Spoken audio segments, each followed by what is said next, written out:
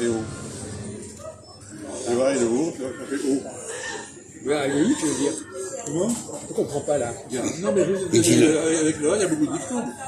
Non, il n'y en a pas énormément. Bon, peu importe. Alors, il y a combien à ton Aïe, avis? aïe. Aïe. Aïe. Bon. Aïe. Mettons.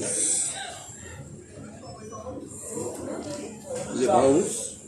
Daos, Ao. Il y a Ao. AO, ça s'écrit comment AO? AU, O, AU. C'était AU. AU, voilà. AU. Oui. AU. Il y a AI, AU, et puis encore.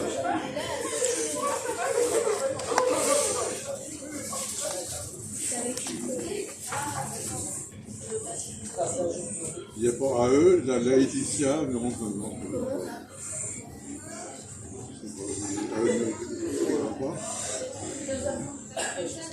AO, AO, AU,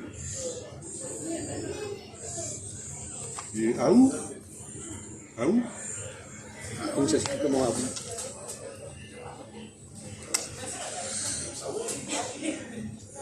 AO. A, E, I, O, U.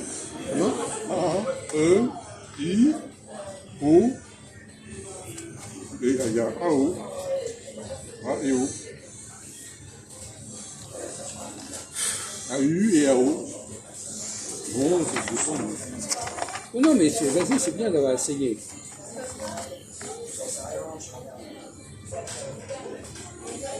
Donc, alors par exemple, Il y a Aou, Maous, Maous.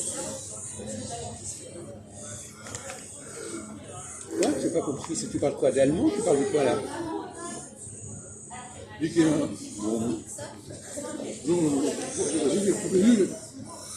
Bah moi je dirais AY, Ayan par exemple, Ayan, AI, AY, AY, voilà, Allez aussi, AL, là il y a des consonnes. J'ai pas compris là, c'est moi. Je disais le mot aller, AL, c'est le diphtongue. Pourquoi c'est une diphtongue ça? Non, c'est pas une diphtongue. C'est non. Non, d'accord. Alors, effectivement, le I joue un rôle très important pour les diphtongues. On a AI, OI, UI et EI. Exact. Et dans plusieurs lettres. Ouais. Non, il y a... Bon.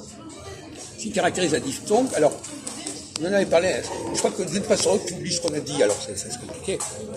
Bon. Qu'est-ce qui caractérise une diphtongue? L'opposé, à quoi s'oppose la diphtongue? À quoi s'oppose-t-elle? Quel est le contraire d'une diphtongue? C'est des... Comment ça s'appelle? Une consonne d'une voyelle. C'est simple. Ta, tu vois. Ta, c'est une syllabe. Si c'est une diphtongue, c'est des syllabes simples. Ça, d'accord. C'est des syllabes simples. Oui, mais par exemple, si j'écris AI,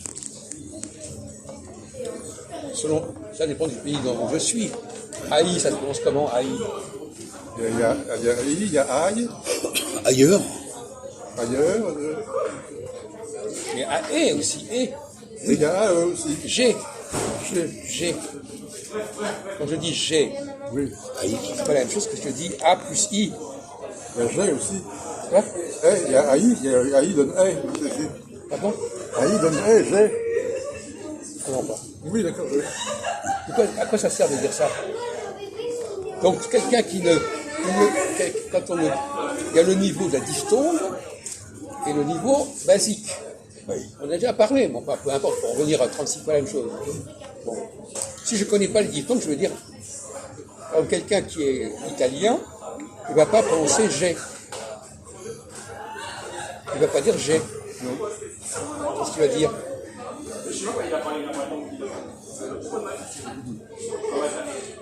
G, c'est quelqu'un qui diphtongue.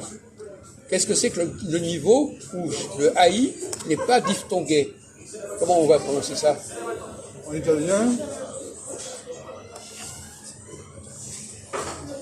on ne prononce pas, on l'intègre au mot.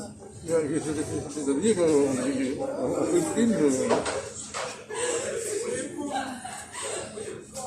Bon, c'est pas un bon exemple. On va prendre le mot aurore, par exemple. Aurore. Aurora. Le AU de aurore. Comment il se prononce en français, comment il se prononce en italien?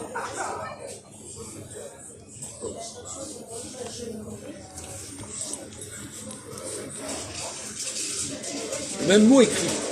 Attention. Le même mot écrit, mais il va pas se prononcer de la même manière selon les niveaux. Si tu as un niveau basique, tu vas le prononcer de cette manière. Si tu as un niveau supérieur, tu vas le prononcer de l'autre manière. En italien, il y a aura, le, et aura et On te parle de AU. C'est pas, alors si tu chantes, le débat n'existe plus. Comment un italien va prononcer AU?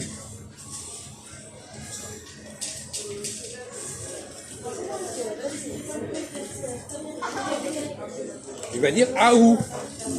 Il va dire Aurora. Donc nous, on va dire aurore. Quelle est la différence entre dire Aurora et aurore?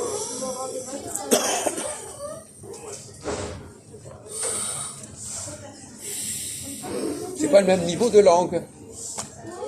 C'est pas la même prononciation, Jacques. Wow. Bon, d'accord. Merci. On a un même texte écrit. C'est ça qui est intéressant. Le rapport entre l'écrit et l'oral. Un texte écrit, on ne sait pas forcément comment il se prononce. Il peut se prononcer de différentes manières, selon les situations, selon les langues, selon le niveau de langue. Par exemple, quelqu'un qui rencontre le mot OI, soit il va dire OI, un premier niveau, soit il va dire WA, un deuxième niveau. Et dans le WA, il n'y a pas de OI. Donc la diphtongue ne se réduit pas aux lettres qui la composent. Donc pour apprendre à lire, comment fait-on pour apprendre à lire correctement le français? Comment est-ce que quand j'ai dit moi, d'accord. il y a la méthode globale. C'est une méthode. On t'écoute, je ne sais pas ce que je veux dire. La méthode globale, on apprend à lire les mots, on apprend en même temps à lire les mots en entier et puis à les décomposer. C'est pas ça le débat. C'est pas ça, la question n'est pas là. La question est de savoir comment on les prononce. La méthode globale, elle ne parle pas de la prononciation des mots. Non.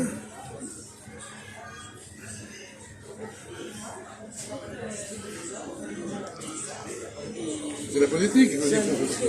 Mais la phonétique, elle ne fait que traduire les pratiques. Donc elle ne rend pas le problème. Alors la phonétique, donc, effectivement, oui, on peut dire que les diphtongues, c'est de la phonétique.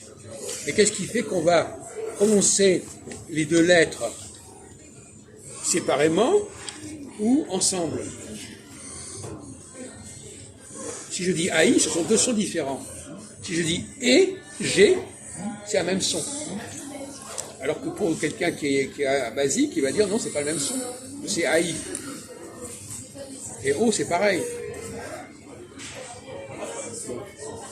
Alors, on va changer, on va continuer le sujet.